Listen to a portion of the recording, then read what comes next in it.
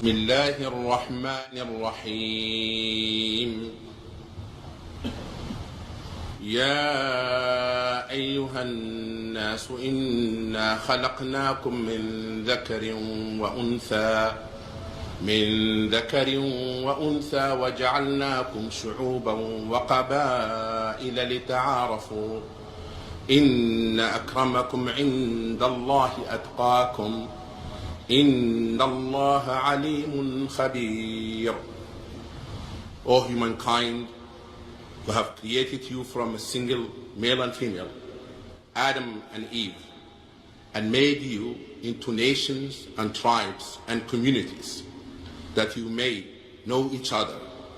Verily the most honored of you in the sight of God is the one who is the most righteous of you. And God has full knowledge and is well acquainted with all things.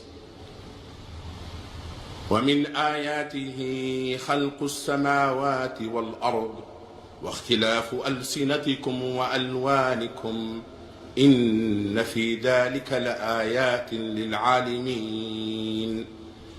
And among the signs of God is the creation of heaven and earth, and the variation in your languages and your colors.